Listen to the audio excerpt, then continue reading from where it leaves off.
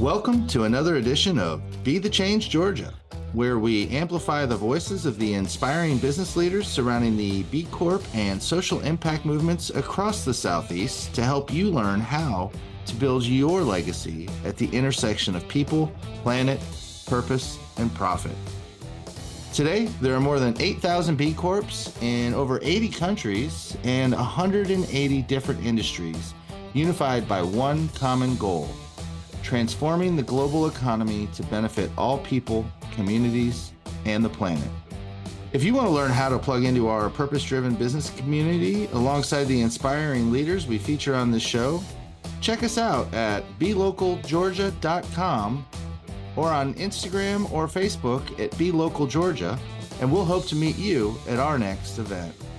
Today, you'll have the opportunity to learn from Phillip Scroggin, the Chief Marketing Nerd at Soul Insights. Phillip is a certified marketing professional with the American Marketing Association and the host of the weekly business podcast, Good Morning Market.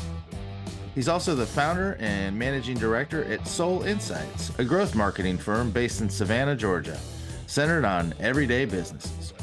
You'll hear Phillip talk about how the simple act of getting involved helped spark his journey into leadership, his unique approach to supporting small and scaling businesses, and some valuable advice for aspiring entrepreneurs on balancing both passion and profit.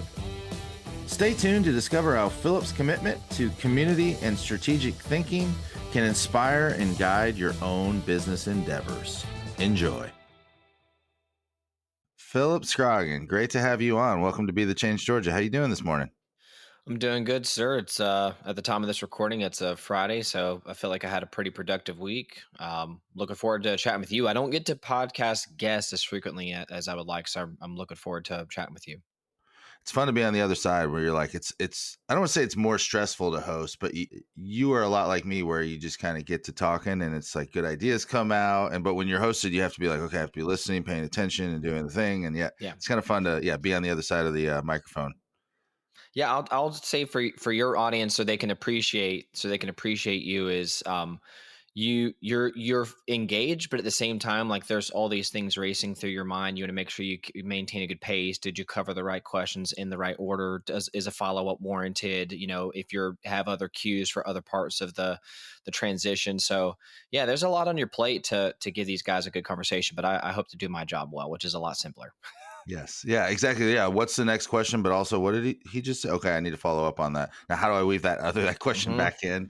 It's fun. I've noticed that I've gotten better at it as time has gone on. So now I'm actually feeling more pressure because I'm interviewing another podcast host. No, that part of my brain's turned off. So I'm just ready to talk. Perfect. And it's Friday, so the brain's kind of morphing into weekend mode. So I do take feedback well. So feel free to give it to me when we're done.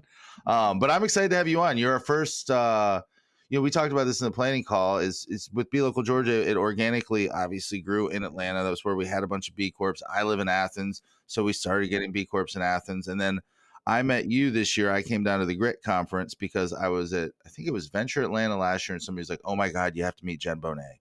Oh my God, and she runs the GRIT conference and blah, blah, blah. And so I put it on my calendar this year and came down really with no expectations other than just to start meeting people in Savannah and start to kind of hopefully start to expand our B Corp footprint in this like good business ecosystem across the state. So I'm excited to have you on and talk about Savannah. And it was just very exciting to be there and to be almost a fly on the wall too, for like the opportunities, the challenges, the issues, the shared commonalities from Savannah to Atlanta to Athens. Like some of the conversations are very similar with different maybe variables, but the fixed variables are still the same. And it was really cool to see, and I'm excited to dive into that with you today.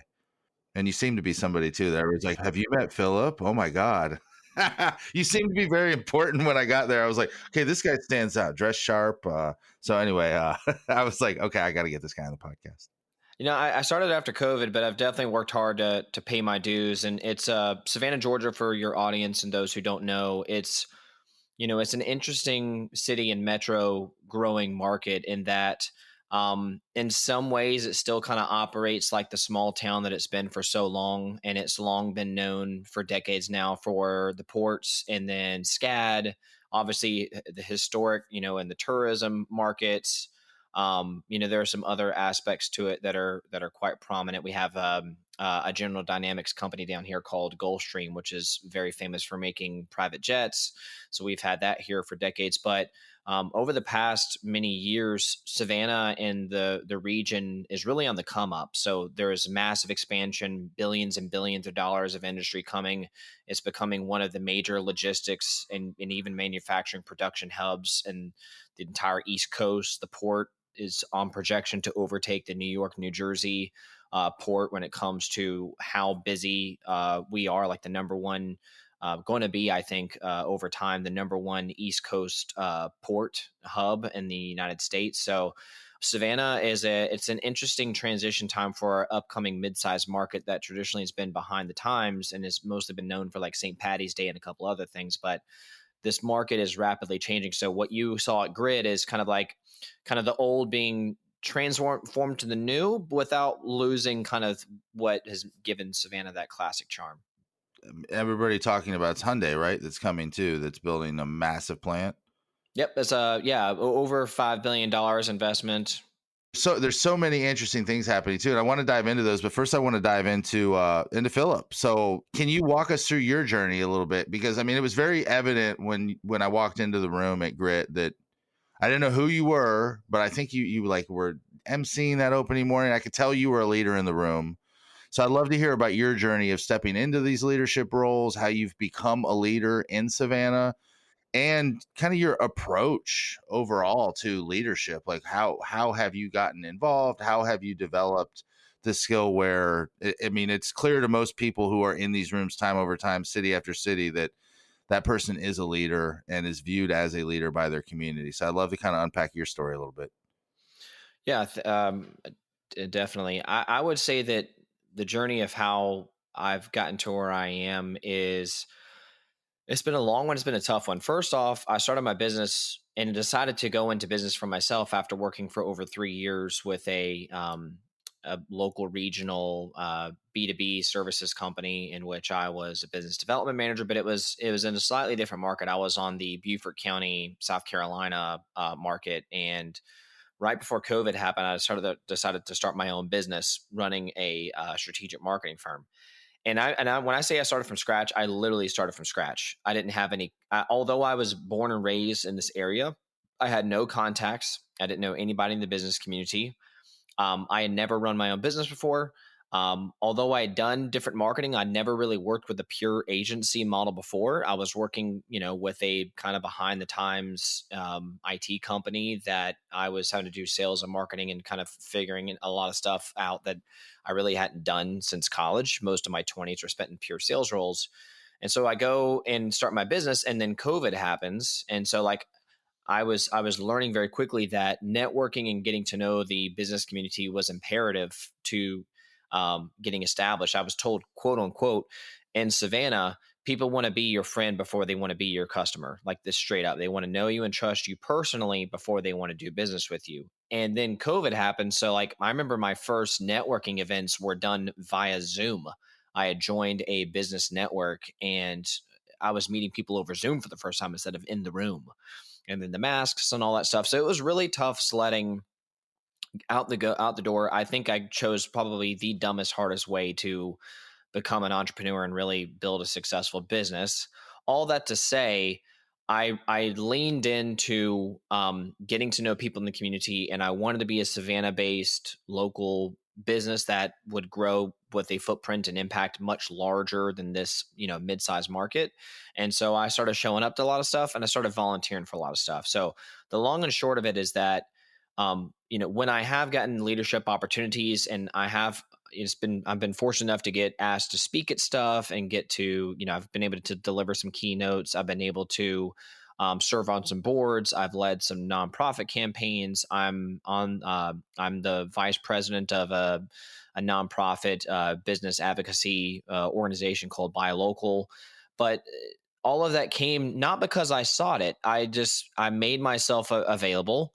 I show that if people ask me for something within reason, and I would say, if anything, sometimes I have a problem saying no, but in general, I think there's been a healthy side of that, is making myself available to help out with stuff that I thought was worthwhile causes or would help people out, and kind of like, pay it forward, give, and it'll come back to you.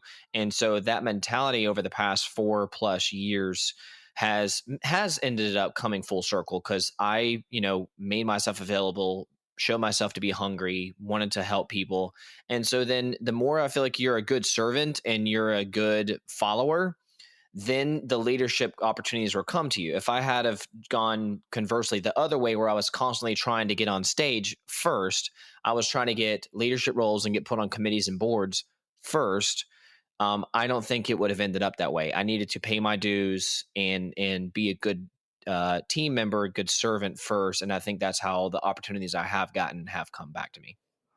I feel like the tip for any young professional working, and I always say the same thing. I'm like, it's so easy. Like every nonprofit board needs volunteers, and honestly, they need energy. They need somebody to do any sort of lifting. There, that 80-20 rule does apply to nonprofit boards too, where 80% of your work's being done by 20% of the volunteers. So it is a great way to ingratiate yourself into the community and to network with people who might not normally be in the room that you are entering. So it is such a brilliant. I'm glad you brought that up. I've had a similar uh, opportunity to serve, and it opens incredible doors. So as we break off from Be Local Georgia and just go into professional development tips with Phillip Scroggin, that's a great one. And I want to talk about Buy Local a little bit, because we think of we don't, and we touched a little bit on the intro, and Hyundai bringing a $5 billion investment, and the workforce development that needs to happen with the port expansion, and the plant being built, and all these jobs, and they're Yep. like high skilled jobs as well that are coming to the region. But Savannah has always been, you don't think of it as a major commerce hub like we do Atlanta, where you're like, it's Home Depot, it's Coca-Cola, it's UPS, Yeah. but how are you, I know you're very committed to this, like the aesthetic of Savannah, and not that the most tourists just think of like St. Patrick's Day and I can walk around with a drink, but that charm that is Savannah is very small business, it is very local business. How are you, or where do you see it going, and how is the city and the region balancing this, like becoming a major player on the East Coast with retaining the small town charm?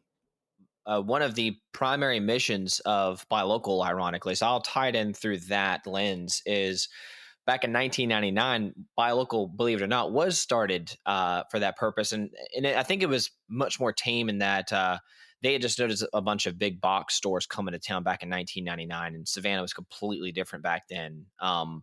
And so they started an organization where a bunch of independently owned small businesses headquartered in Chatham County could advocate for the local population to shop local, buy local.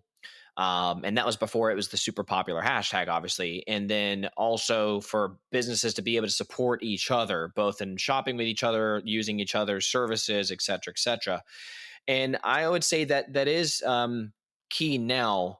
The new industry coming in, I don't know that it will be a strong threat to small businesses. I'm a proponent of a rising tide raises all ships, and I think that most of the small business communities are very excited about the new money flowing into the economy. Listen, money circulates. So you're talking about 5 billion, and then plus on top of that, because there's a lot. That's like the first major rock thrown into the ocean. There's gonna be a lot of ripple effect with suppliers and other supply chain stuff that comes along with that. So most of us are excited over in this region.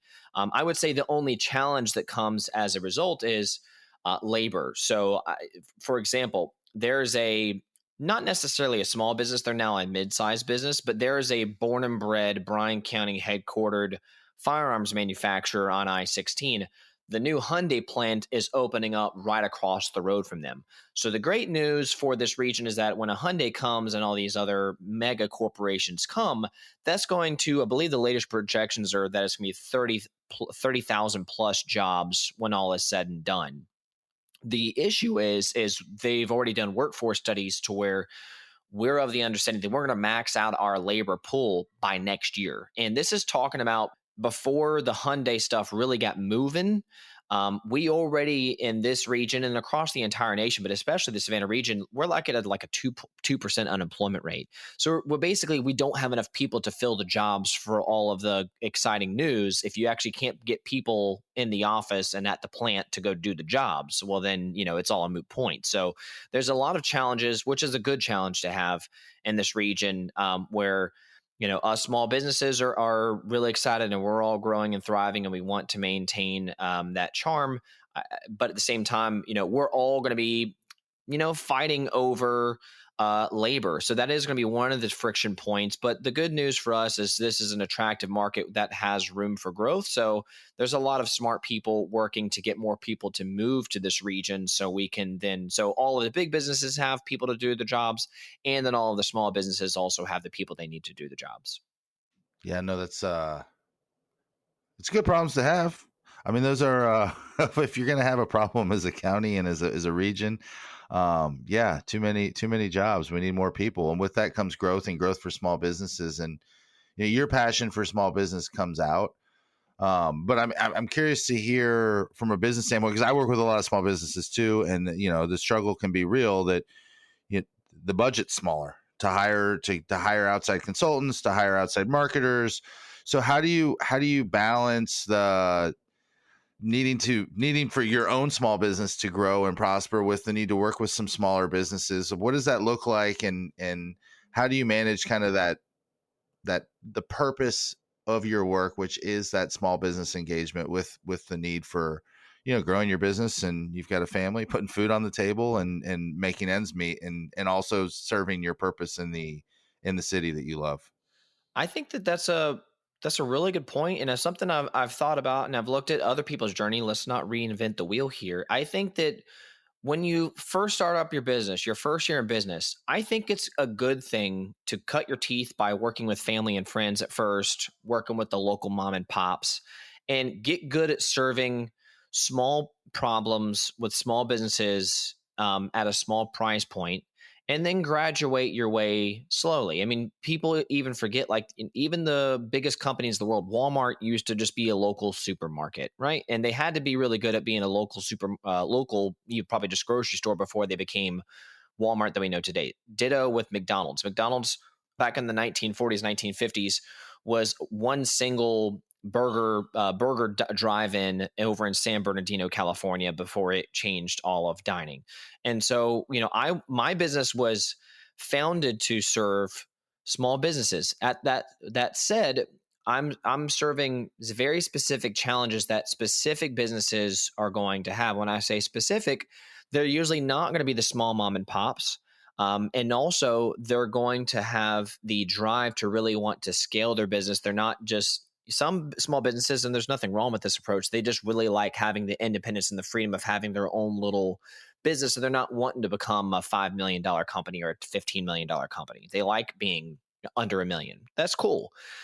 There's also some businesses that are beyond what I currently have the resources to service. So, if you're over $10 million and you've got, several marketing execs, and you've already got the data this and the data that and agencies and all that stuff, you're probably beyond what I am built to serve. And so that's the cool thing about in business is there's a sweet spot for everybody. I'm all about finding my own Goldilocks customers and then helping those customers find their Goldilocks customers, because the riches are in the niches. I would rather be add a ton of value to a very specific group of businesses than try to have something for everybody. And I think that my clients appreciate that I know what I'm about, and I know where I'm positioned to really do a good job, and I know where I'm not. And the cool thing about that is we talked about my networking and serving in the community. What do you think that does for me? That helps me get to know other people who can solve other problems for other people that I'm going to run into. So I want to help people solve problems. Sometimes that means I need to go bring in a friend and a contact that I feel like I can trust and highly recommend to that person, because they can solve their problem a lot better than I can.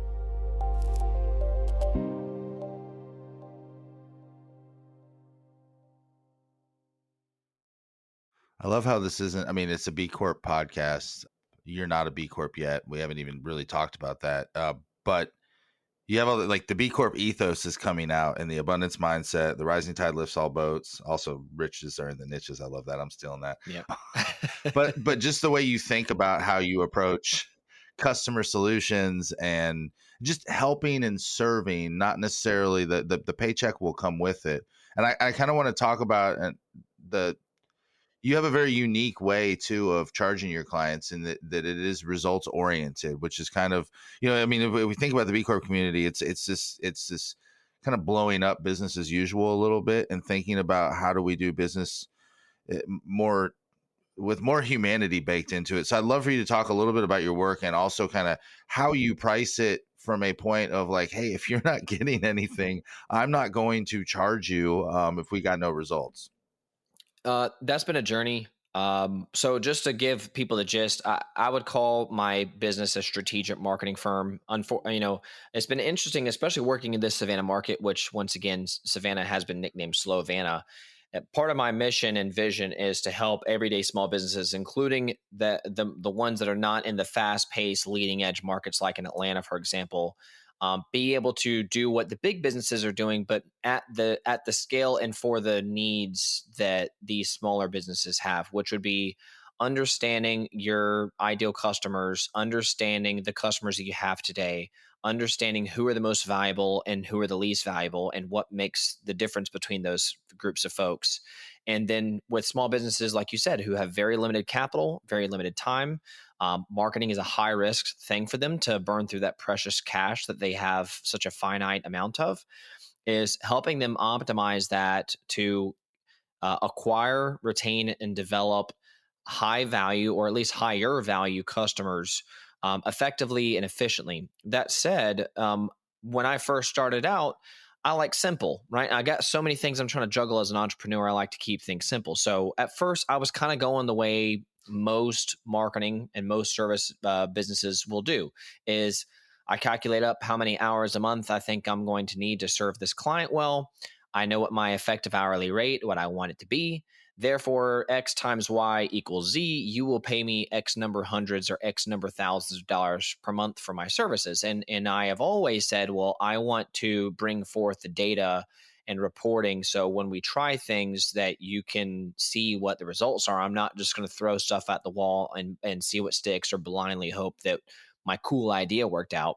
So I've always tried to make sure it was data centered, but what changed over time, especially over the past year, reading and deciding to be a little bit more bold and bet on myself, is when a business hires any kind of marketing firm, they're making that investment wanting ROI. They want more customers, they want more revenue, they want more profit. And they want to know if I put $1 into the Soul Insights machine or to the marketing service agency machine, then I'm going to get more than that dollar back. Hopefully, many more. But unfortunately, this doesn't happen enough. And so most small businesses are jaded. They look at marketing as a cost center rather than a revenue center. And so a lot of them will end up just getting fully on snake bit and they will stop trying with marketing altogether. They'll just be like, well, I'll work hard, try to keep my costs down and make my customers as happy as possible, and word of mouth will come. And that's basically the hope and dream kind of strategy or lack thereof of most small businesses that you'll meet.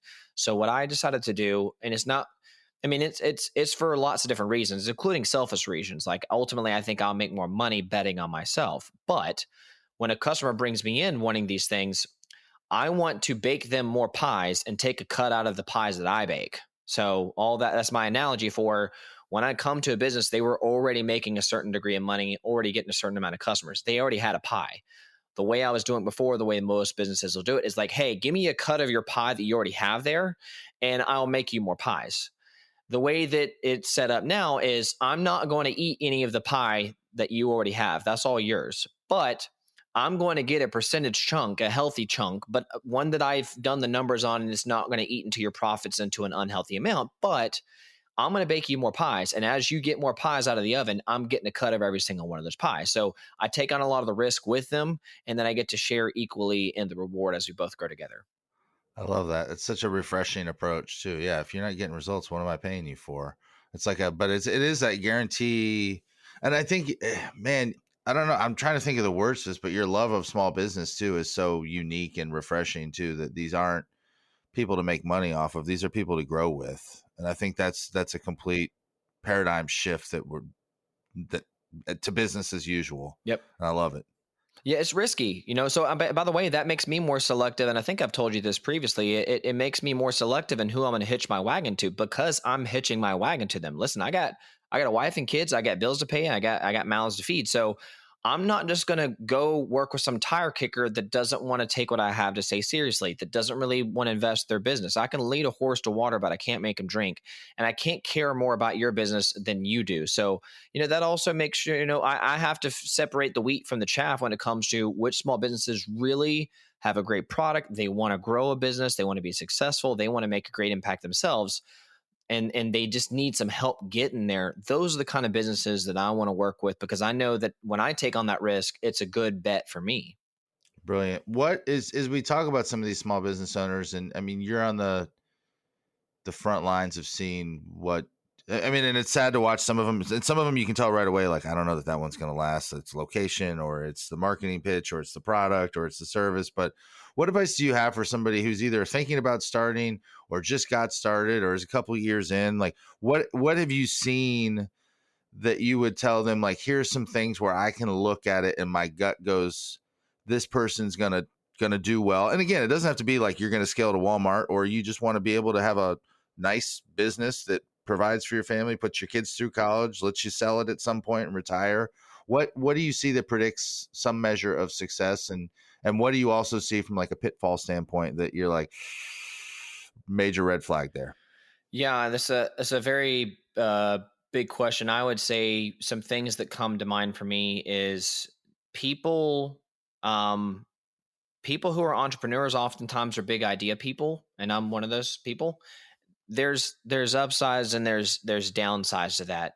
Just because you have a great idea or you have some inspiration or you're passionate about something doesn't mean that other people see it that way or other people are willing to pay for it, right? Business is a marriage, it's a tango dance between the business and the customer, and it needs to be your solutions to their problems.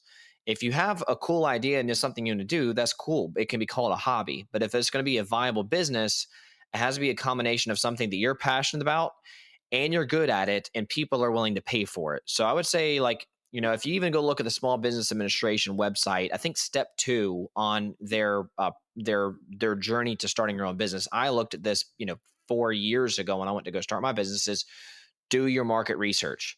You need to identify a specific problem from a specific group of people who frankly are not getting it solved sufficiently or is not being solved in the way that you could. And when I say solving problems, some of them are like pure entertainment things where it's not like a Maslow's hierarchy of needs, like I need this or I'll die.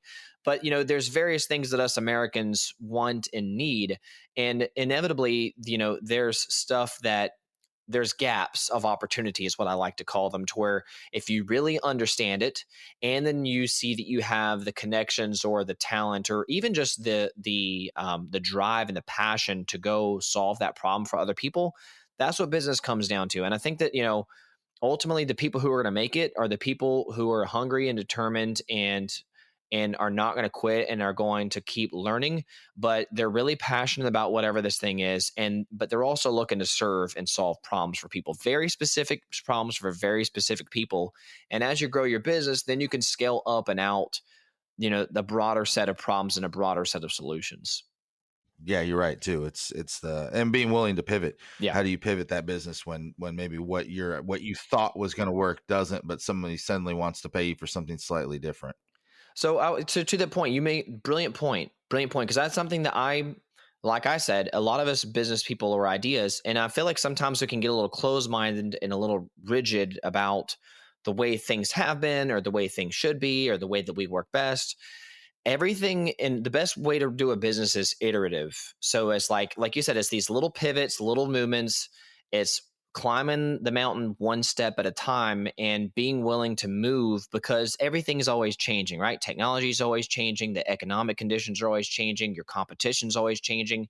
Your life circumstances and resources are always changing. So we like to brag about ourselves as small businesses as being super agile and being able to adapt on a dime to what our people need. Well, you actually do have to act like that consistently. It's a great point, Nate. Is there's too many businesses they'll wipe out because they were too slow to make a change or they never made a change at all.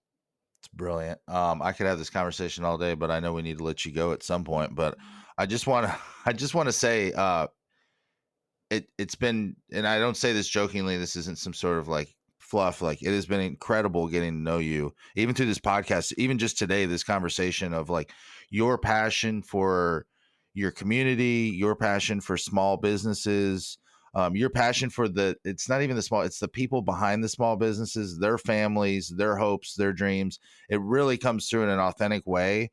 And I always steal that creature comfort slogan where they say creature comfort, Athens, Georgia will be better because creature is here. And I can tell Savannah, Georgia, and your entire region is better because Phillip Scroggin is there. So I just want to thank you for coming on the podcast and sharing your wisdom and fighting the good fight for your city and for your county and for your region, and being a champion of small businesses and doing business in an ethical way and stepping up to serve your community when it's called. So it's just really been a pleasure, like getting to know you since Grit and having you on today. I just can't thank you enough. No, the honor is mine, and what really high praise. I appreciate that. Honestly, it's a joy. Like, I've had more fun and getting to know these beautiful people and seeing all of their vision and all of their talents. Like, I feel like being a business owner and getting to work with these other small businesses, you get to just see how many beautiful, talented, diverse people there are. And I love the sense of community that we have here. And I love what you're doing with your podcast of trying to get people to think broader scope and appreciate broader scope, the potential of a company to make a major impact that is, I don't mean to say community, because unfortunately, if we're not careful, we'll kind of lose the power of that word, but a true community that can come from within companies and company to company to population and community. So that's part of the reason why I accepted your invitation to get on here, because I think there's a simpatico and that mentality, and I really appreciate the time to learn with you and be able to share what we're doing over here in Savannah, Georgia. Yeah, no, it's awesome. And yeah, we'll be back next year for Grit and hopefully sooner. Yep. Hoping to really see some B Corp growth down there too, because the id, or whatever you want to call it, the ethos of this movement is there, and it's really cool. And honestly, whether companies certify or not, I think just doing business the right way, the world needs more of it. So thanks again for what you're doing and for coming on the podcast. Thanks, Nathan. Well, that wraps up another edition of Be the Change Georgia. We're grateful, as always, for the opportunity to serve you with this content and grow this incredible community of purpose-driven B Corp leaders. If you haven't already, we would be grateful for you to rate this show wherever you get your podcasts by simply tapping the number of stars you think it deserves and sharing it with a friend. This helps us get the word out and continue to use our collective influence as a force for good. This podcast wouldn't be possible without the help from our production team at Chat with Leaders Media. Learn how you can launch your own podcast to grow your business at chatwithleaders.com. Thanks again for listening, and now go be a leader worth following.